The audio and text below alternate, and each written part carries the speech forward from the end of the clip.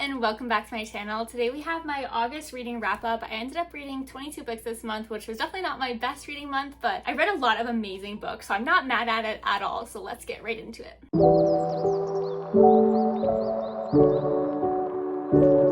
Alright, as usual, I divided by genre, so I have fantasy, thriller, and romance. My fantasy stack is definitely my lowest, so let's start here. First up, we have House of the Beast, which was one of the most unique magic systems I've read before, and I loved this book. I listened on audio and just ate up every single second. This author is a debut author, I believe, but she's the illustrator of The Legends of Korra. This book follows a woman who was born out of wedlock. She was shunned by her family, and she's been okay just living the life of kind of solitude with her mother until her mother kind of contracts this very deadly illness. She knows her mother doesn't have long, so she ends up trying to track down who her family is, writing a letter begging for help to her father. Her father shows up and strikes her a deal that if she comes with her to his kingdom, he will definitely heal her mother for her. So she says yes, it's like her only chance, despite her mother begging her not to.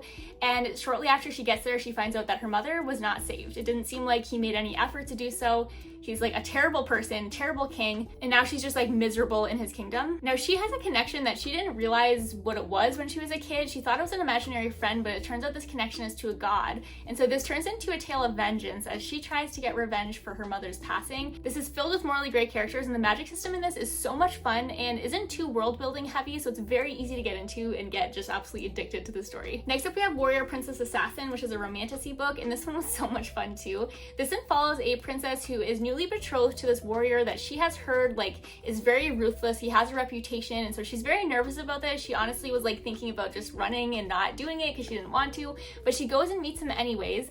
He's in this alliance because his kingdom basically needs help. His land is slowly burning, and her kingdom has the power to basically change weather, so this alliance would be everything to him. So they're kicking it off pretty well because he's actually nice to her and is not a terrible person like she thought he would be. But there's this guy who's an assassin, and she has been friends with him since he was a kid, and this assassin has never told her what his job is. She doesn't really know what he does.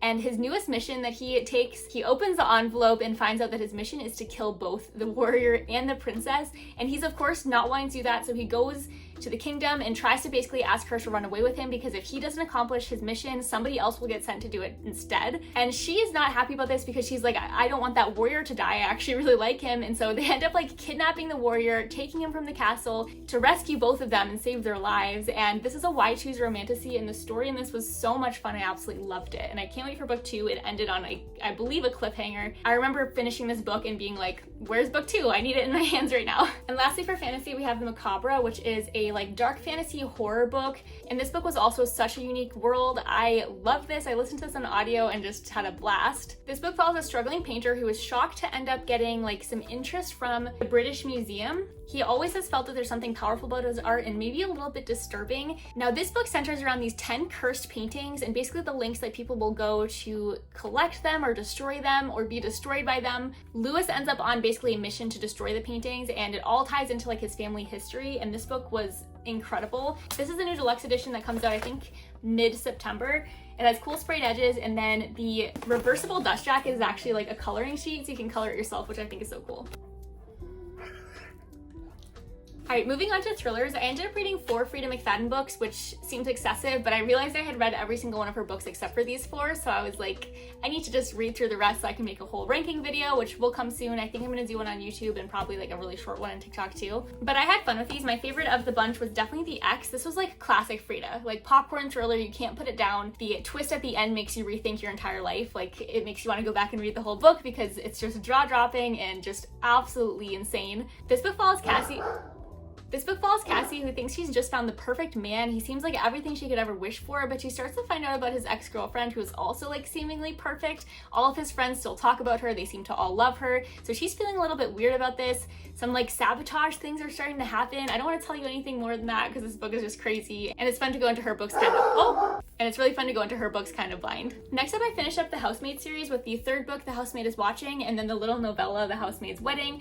I loved the first Housemaid book, and then the 2nd book was a letdown. This 3rd book was pretty good again. I really enjoyed the story here. Still not as good as the first book, of course, but I did enjoy it, and I'm not going to give you the premise of this one because this is book 3 in a series. And then similarly, this one's book 2.5 in a series following the wedding of the main character. And this is just the shortest little novella, so I liked it. It served its purpose for being 70 pages. It was fun. And then I read this whole novella, The Widow's Husband's Secret Lie. I know that sounds ridiculous, and that's because it is. It's a satirical novella, and this is the most ridiculous book I've ever read. It had me laughing so many times though because of how just absolutely insane it is. I had to read the little like blurb at the bottom. Again, satirical. It says, The Widow's Husband's Secret Lie is an utterly addictive, unputdownable, nail-biting, absolutely gripping psychological thriller novella with a shocking, breathtaking, heart-stopping, spine-chilling twist that you won't see coming, will leave you stunned, will literally have you picking your jaw up off the floor and bringing it to the nearest hospital for major facial reconstructive surgery. And that is how ridiculous the contents of this book are too. The premise follows this woman whose husband recently died, and after he was buried, she starts to see his face like everywhere. She thinks that she's seeing him, and maybe she is. I'll leave you there. I read the first 2 books in the Natural series. I had so much fun with these. I think there's 4 total.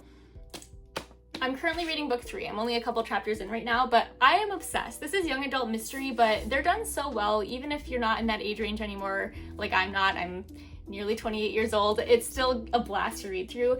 The premise of these is that they follow these incredibly gifted teenagers that all have different skills. They're basically plucked by the FBI to help them solve cold cases. So it's a secret program. Our main character that we follow has kind of a dark family history. Something happened to her mother many years ago, and kind of throughout the books, like things tie back to that thing that happened to her mom in a really fun way. Like these books weave together really well. I loved getting to know all the characters in both of these. There's also like a little romance subplot going on that's really fun. So definitely recommend if you like mystery books. They do read a little bit young adult, but not too much in my opinion. Next up, one of my favorites of the month was One Dark Night by Hannah Richel. This book is an absolute blast. It's a new thriller book. It follows this group of teenagers that on Halloween night in a small town in Britain, they basically met up for a secret party in the woods, and the location that they met up at, crazy teenagers, they chose this place that's like very steeped in local lore.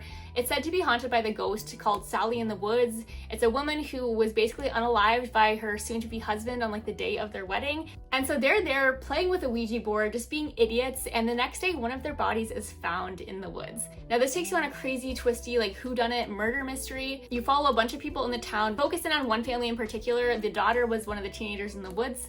The dad is a detective who's on the case, and the mom is a school employee at the school she goes to. And this book, again, absolute blast. Had so much fun reading this. This was our podcast book for the month, so we have a full episode up discussing this book and also a bunch of little behind the scenes and clips from our podcast up on social media too. So read this book and then go check out our episode because this one was so much fun and the perfect read for spooky season. Like, read this in October, it will be spine chilling. Next up was High Season, which I really enjoyed, but I thought it was a little bit too long for what it was. It's a fun thriller book, but it's not fast enough paced to be this many pages. This one follows a woman who, like, decades ago when she was 6 years old, became the youngest person to ever testify in a French murder trial. Her sister was basically unalive. She was found dead in the pool, and she testified that she saw her babysitter basically drown her.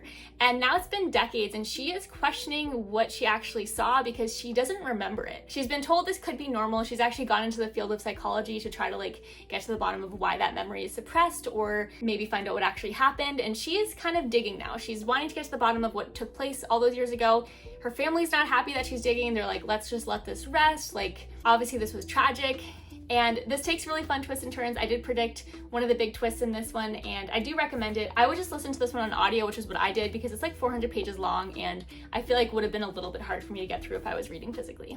Next up is The Art of a Lie, which is a really fun, like, historical murder mystery. It's set in the mid-1700s in London, and it follows this woman whose husband recently passed away. He was basically murdered in a violent street robbery, and she is struggling to keep her head above water now. She is the owner of a confectionery shop, and she finds out that her husband actually had a large sum of money that she didn't know about, so she's like thrilled, like, yay, let me collect on this so I can hopefully keep my shop afloat and sustain my life now that my husband's gone. But as she's trying to collect on that, there's this guy who comes up basically saying that he doesn't think that he got that money in an honest way. And so unless she's able to prove otherwise, that money might end up getting confiscated. There's like really fun twists and turns in this one that had me like grinning. Like, I really enjoyed this book. I listened to this one on audio as well. I tend to enjoy like historical fiction type of books better on audio, and this was no exception. I thought the audiobook was phenomenal. Next up we have Departure 37, which was a really fun thriller. This was also a little bit on the long side, and I liked this one, but I wasn't really thinking about this book in between times where I was picking it up, and I didn't really think about it much after I finished it. So this was like middle of the line for me. I did like this author's other book as well. I've read 2 of his books and they've both been pretty good. But this one's like coming of age meets horror. Basically, this one day, every pilot wakes up for their day of flying and they get a call from their mother saying, please do not fly this plane today. They're begging them, do not fly. Like, if you fly, terrible things are gonna happen. I'm talking people whose mothers aren't even alive anymore are getting phone calls from their moms. Their moms who have the same voice are able to tell them details of their life that nobody else would know. And so it, of course, grounds all flights this day. Now, this story ends up weaving back to like old forgotten Cold War mysteries, and it's a very twisty thriller book, multiple POVs and multiple timelines, and again, I enjoyed myself, it just wasn't my very favorite. Next up, we have Forget Me Not by Stacey Willingham. This is one of my favorite thriller authors, and I loved this book. It's definitely slower burn, but I had a blast. I didn't find it like too slow. I read through this actually in one day. This involves a woman who decades ago, her sister disappeared. Her sister was 18 at the time, and her blood was found in the back of a car. So of course that led to an arrest. The case has been closed ever since, but there was never a body found or any like conclusion to the story. She stayed clear of her hometown ever since, but her dad calls to basically tell her her mom is struggling with her health right now. Her dad and her mom have separated, and so she's headed back to her hometown now to take care of her mom, who didn't really want her there in the first place. While she's there, she ends up deciding to go like look around, and she gets a job at this local vineyard, which is somewhere her sister worked very briefly many years ago. This is a vineyard where basically you stay on location and live there while you work. And she stumbles upon this old diary that's the diary of one of the owners of the vineyard. And she's really nosy, so she's reading through it, and I won't tell you anything else, but everything of course is going to connect back to her sister's disappearance all those years ago. And there are some twists and turns in this one that like I could have literally never seen coming. I thought this was phenomenal. The last like probably 70 pages, like buckle up because it takes you on a wild ride. And then last but not least for thrillers, we have Keep This For Me, which might have been my favorite thriller of the month, or at least tied for it. I love this one. It also follows a woman who hasn't been to her hometown in a while because of basically old traumas there, but this time it's her mother. So when she was, I think like a toddler, definitely under 5, her parents were basically in this violent crime where her parents went to a party, she was being babysat, they just needed a little break. And so they went away for the night, and on their way home, they ended up having some car troubles. They waved down a truck to help them, to basically give them a ride into town. This is decades ago, cell phones weren't a thing yet. And this truck driver basically attacked the husband, left him on the side of the road, kidnapped the wife, and she was not found. They were able to track down that truck owner eventually, and in his yard they found many bodies, but not her mother. And they ended up finding her mother, like her shoes and I think a clothing item, like next to a lake, but never the body. And he never talked. He got life in prison, no parole, but he was never willing to tell them what he did to her mother. And so it's been decades now. She gets called by her like old childhood best friend who's now a cop in the town, and he tells her that basically that guy is now going to be dying soon in prison. He doesn't have much time left, and so if she ever had any desire to talk to him, like now's the time. So she decides to head back to her hometown. It's this like lakefront little town, and basically confront all those secrets from all those years ago and try to figure out what actually happened to her mother. And this one was crazy. I loved it. It's super eerie and atmospheric. I felt like I was in this book in the best of ways. I've read 2 books by this author now and loved them both. So certainly a thriller author. I will read whatever she puts out because her books are amazing. All right, the next category is romance. So first up, we have Lucky Shot by Rebecca Genshak. This was my first book of hers, and I need to go read literally everything else she's written because I loved this so much. This one's a hockey romance, so it has a hockey player and then a romance author as the FMC, and basically she is a struggling author. She's had a lot of best-selling books, but her most recent book was kind of a flop. And she basically gets this deal with a publisher that she is going to rewrite one of her romance books. It was a baseball romance, but they wanted to turn it into a hockey romance because that's what's most popular right now. And she knows nothing about hockey, and she has a crazy strict deadline. So basically her like assistant is able to find her a place to go interview a professional hockey player and stay in that town and watch hockey and learn the ins and outs and try to like figure out the game so that she can write about it in her book. But when she gets there, this is a Grumpy Sunshine. He had no idea that she was coming. It was his dad who agreed to this arrangement, and he is not about it. He doesn't want to help her. He's annoyed that his dad did this. His dad's been like meddling in his personal life, trying to like basically set him up with women for a long time now. He's a single dad, again, professional hockey player, just very busy. But he ends up deciding to give her like an hour of his time because he feels bad. She like flew all this way to get here. Of course, they end up falling for each other, and this book was adorable. His relationship with his son and also her relationship with his son was incredible. Like I loved it so much. I ate up every single page. I was reading this on my Kindle at the gym and also like right before my piano lessons at work, and I was legitimately grinning, like giggling, like I was not keeping my composure in public reading this because it was so adorable. So definitely a must read if you like romance. Next up is A New Leaf, which is a really cute romance book. It follows this new plant shop owner. Her parents recently passed away, so she's now in charge of the plant shop and her family dog. And this guy just bought a store like a couple storefronts away that he's turning into a coffee shop, and he has this blind dog that accidentally comes tearing into her store, just wreaking havoc everywhere. Of course, he comes running in, he's super apologetic, pays for all the damages, but also they have a little meet cute and they start going on dates together. Their relationship was so cute. This book has a lot more substance to it because she's dealing with the grief of losing her parents, and they're just so supportive of each other. I love them together so much. Next up, we have Summer Girls, which is a young adult romance. This one's a sapphic, definitely heavy summer vibes, opposites attract. It follows a local girl who's always sworn off really even being friends with summer girls who come onto the island just for the summer. And then the summer girl who's there basically on punishment, like her dad wants her to have a miserable summer. She got in a lot of trouble, and so he basically sets her up with that local girl, and he's paying the local girl to essentially babysit her for the summer and give her a not so fun summer, so she's like going to work with her and things like that. But they end up having a lot of fun together, of course falling in love. And there's some substance to this one too. Like honestly, there's some plots in here that no matter what age you're at, like they're gonna hit home, and I really enjoyed it. The next book I read was Cash, which is a like small town city girl but country boy romance. Basically, she is trying to cash in on an inheritance. Her father passed away, who she's estranged from, and he left her the ranch that she basically grew up on for a few years, and she goes in to collect the inheritance and finds out that she actually has to live on the ranch for a year in order to collect. Now this guy is not happy because he thought he was going to be the sole collector of the inheritance, and now he is having this like city girl come in and stay. He's the one who's actually been helping her dad this whole time, like hands-on at the ranch. So it's definitely like opposites attract, grumpy sunshine, small town romance, and this was cute. The next one is The Build a Boyfriend Project, and I love this. This is a queer romance about this journalist who kind of has a dead-end job. His boss is like never letting him actually excel or promote him or really like take any steps in his career, and he ends up going on a very disastrous blind date. He's been hung up on his ex for years, so he's being pushed by like his friends to go on dates again, and he goes on a date that goes like absolutely horribly. Everything you could think of that could go wrong does. And he ends up agreeing to basically coach that guy how to be a better boyfriend, and along the way ends up falling for him, of course. Next up is Deep End by Ali Hazelwood. I really like this one. It definitely wasn't my favorite of her books, but it was pretty solid. This one's a sports romance between a diver and a swimmer, so it's also a college romance. And I love this edition the most, but again, the book is, I mean, it was solid, but Ali Hazelwood is one of my favorite romance authors, so for her books, it wasn't my very favorite, but still recommend, especially if you like her books. Next up is Catherine Center, The Love Haters, and this one was classic Catherine Center in the best of ways. It's one of my new favorite of hers. I loved it so much. This one follows a video producer who takes a gig basically profiling this like search and rescue swimmer, and she has a secret, which is that she actually can't swim, and so she gets there and is put in situations that are less than ideal for somebody who can't swim.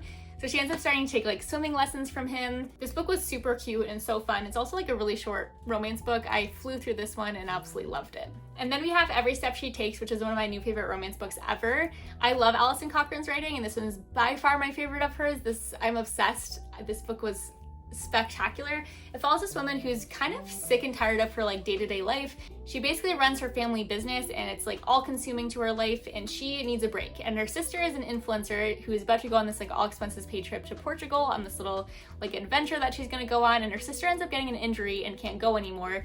Basically, she's gonna have to cancel the trip. So Sadie, our main character, is like, well, why don't we just switch lives for a couple weeks? I'll go to that trip in Portugal. I'll get all the content you need for like your blog and your Instagram and everything, and you'll stay and run the family shop for a couple of weeks. And she ends up agreeing to it. So she goes. Her sister didn't give her details about what the trip was though. And while she's on the plane ride, she ends up like in crazy turbulence, also a bunch of champagne deep because they put her on like first class in this plane. And she ends up bearing all of her secrets and basically things that are on her mind to her seatmate on the plane, not knowing that that seatmate is also on her journey that she's going on in Portugal. Now Sadie, our main character, has been struggling with her identity and kind of realizing that she's queer even though she's like 35 now, and feeling like she's coming out too late in life. And so that woman that she meets on the plane ends up basically giving her all of those like queer adolescent experiences she missed out on, helping her just experience life while they're on this journey that she did not expect. She thought it was just going to be like staying in Portugal, but actually it's like hiking like 8 to 10 miles a day, like a pretty intense trip that she's on. It definitely ends up being a life-changing journey for her, and I just ate up every second of this book. I wish this book was like 1,000 pages because I just want to keep reading about these two women. And there we have it. Overall, a pretty solid reading month. I already know September is going to be better though, because it's the 4th of September right now as I'm filming this, and I've read 6 books already so far. So it's going to definitely be a good month. I'm super excited. Make sure you're subscribed so you don't miss my uploads every single Friday, and I'll see you in the next video.